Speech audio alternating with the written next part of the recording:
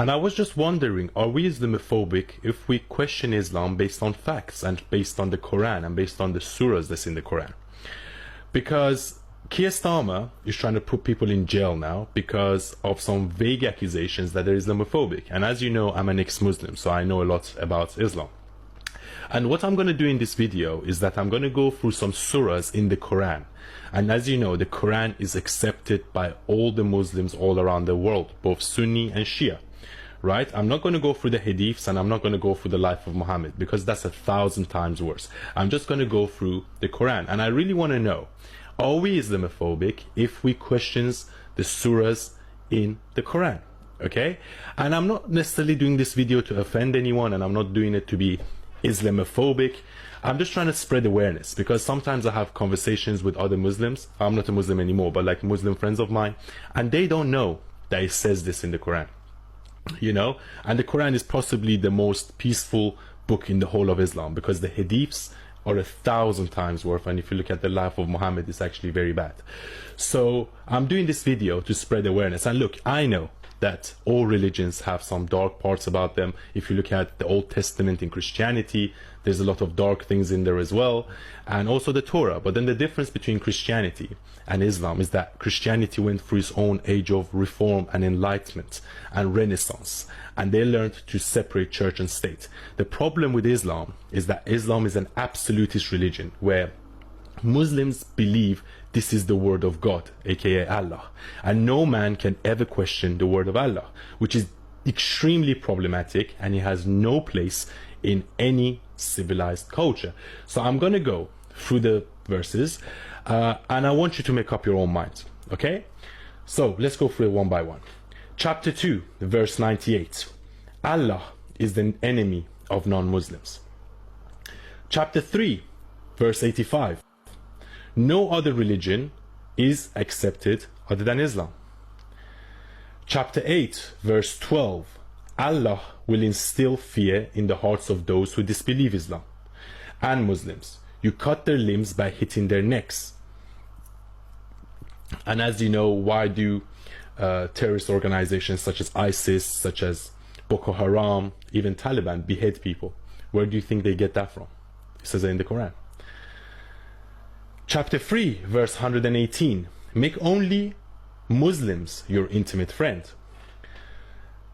Chapter 3, verse 28, and chapter 9, verse 23. Do not make friends with non-Muslims.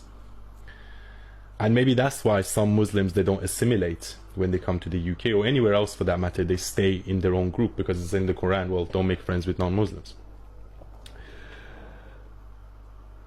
Chapter 8, verse 39. Fight non-Muslims until the faith of Allah is fully established. And that is basically a call to action. And as I always said, one of the responsibility of Muslims is to do jihad and to Islamize the whole world. I'm not saying it, it says in the Quran. Chapter 22, verse 30. Idols are filth. Chapter 9, verse 5. Ambush and kill the idolaters, and whenever and wherever you can find them. Chapter 33, verse 61. Wherever the faithful and the idolaters are caught, they will be brutally killed. Chapter 3, verse 62, chapter 2, verse 255, chapter 27, verse 61, and chapter 35, verse 3. There is no other God than Allah. Chapter 21, verse 98. Those who worship anyone other than Allah are the fuel of hell. Idolaters are pure and unholy. Chapter 4, verse 101. Kafirs are open enemies, and kafirs are basically sinners. So anyone that doesn't believe in Islam. Or Chapter 9, verse 123. Oppress the infidels. Chapter 9, verse 29. By humiliating infidels, make jizya from them. So if you don't know what jizya is basically a tax imposed on non-Muslims when Muslims govern the land. So what used to happen is that Muslims attacked certain countries and they established a caliphate. So they either killed people that didn't convert to Islam, But some group, they were like, okay, if you don't want to convert to Islam, you have to pay us an extra tax, and that was called the jizya. Chapter 66, verse 9, do jihad, war, with the infidels and the beneficiaries. Chapter 4, verse 56, will cook the skin of the disbeliever.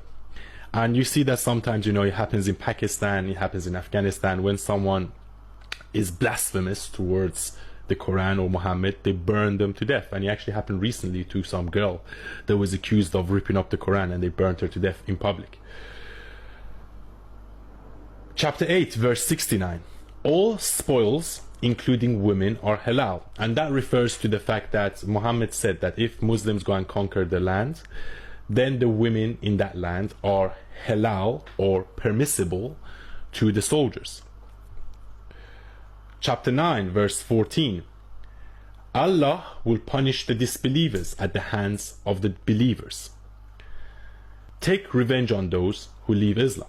So as you know, the punishment for apostasy is death in Islam, and I'm considered an apostate because I'm an ex-Muslim.